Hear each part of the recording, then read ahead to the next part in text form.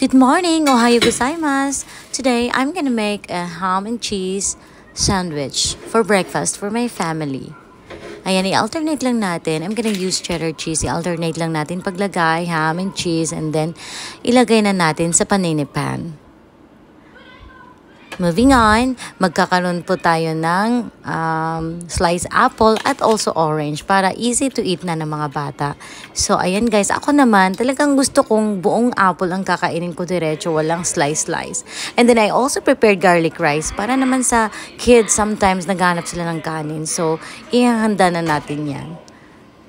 And since sa mga bata tulog pa, since the breakfast is ready, sasamahan ko muna ang aking panggang kumain. Siyempre, hindi tayo dapat hingi lang ng hingi ng pera, di ba?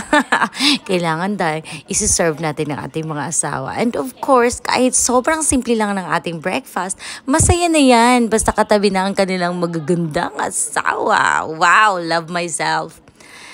Ayan, kain ka lang ng kain pangga at magtrabaho ka lang na magtrabaho. Para naman kami, paganda din kami ng paganda ng mga anak mo dahil sa iyong pagsusuporta sa amin. 'Di ba?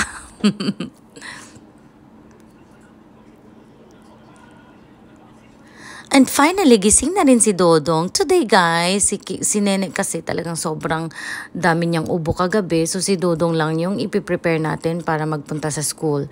So ngayon, gigisingin ko na si Nene para makakain ng breakfast. Pero talagang tinawagan na namin ng school, hindi siya makapasok ngayon dahil sobrang lakas po ng kanyang ubo. Although wala siyang lagnat, pero nahiya kasi siyang mag-uubo-ubo sa school. So, sobrang pinayasumin na rin namin. At ang backyard po namin ay sobrang gulo na. Sana magkaroon ako ng sipag para maayos ko dun ang gazebo, ma-organize ko.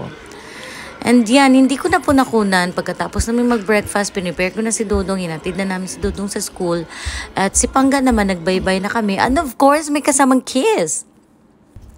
And after that, kami na lang ni Nene, binigyan naman niya ako ng time na mag-jogging. So, ito po yung lake na to. 45 minutes po siya ang total nang iikutin mo siya. So, I will do it every day na ikutin ang lake ng 45 minutes. And after that, nagyaya si Nene na mag-skate daw kami. So, pinagbigyan ko siya, nag-skateboarding kami ng 1 hour. Banding ko na rin sa anak ko habang yasumi siya. And I'm so happy kasi sobrang laughter namin, sobrang banding namin. That's all guys. Thank you!